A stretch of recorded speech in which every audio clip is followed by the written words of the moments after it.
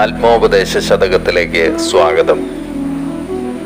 തുഞ്ചത്ത് രാമാനുജൻ എഴുത്തച്ഛൻ്റെ ഹരിനാമ കീർത്തനം എന്ന സ്തോത്രകാവ്യത്തിലൂടെയുള്ള തീർത്ഥാടനത്തിന് ശേഷം ഏറെ ഗഹനവും നാം ഏറെ അറിയേണ്ടതുമായ മറ്റൊരു ആധ്യാത്മിക കൃതിയിലേക്ക് സഞ്ചരിക്കുകയാണ്.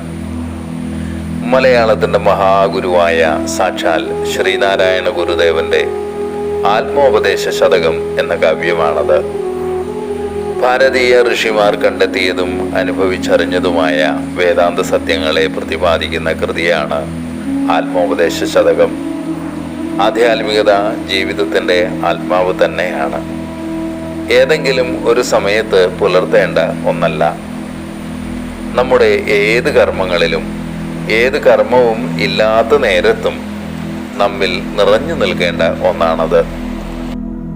അനേക വിചാരങ്ങളിലൂടെയും കർമ്മങ്ങളിലൂടെയും കടന്നു പോകുന്ന സാധാരണ മനുഷ്യർക്ക് ആധ്യാത്മികതയിലേക്ക് ഇറങ്ങിച്ചെല്ലാൻ കഴിയാറില്ല. അവിടെ മലയാളത്തിൻ്റെ ഈ ആധുനിക ഗുരു പ്രാചീനമായ ജ്ഞാനത്തെ നമുക്ക് മനസ്സിലാകുന്ന വിധത്തിൽ, നമുക്ക് പ്രായോഗികമാക്കാവുന്ന തരത്തിൽ ഈ കൃതിയിലൂടെ പറഞ്ഞു തരുന്നു. നമ്മുടെയെല്ലാം ബോധത്തിലേക്ക് ഇറ്റുവീഴുന്ന നിലാവിൻ്റെ ഒരു തുള്ളിയാണ് 100 ശ്ലോകങ്ങളിലായി വിന്യസിച്ചിരിക്കുന്ന ഈ കൃതി. ഗുരുദേവന്റെ പാദങ്ങളിൽ നമസ്കരിച്ചുകൊണ്ട് ആത്മോപദേശ ശതകം ആരംഭിക്കുന്നു.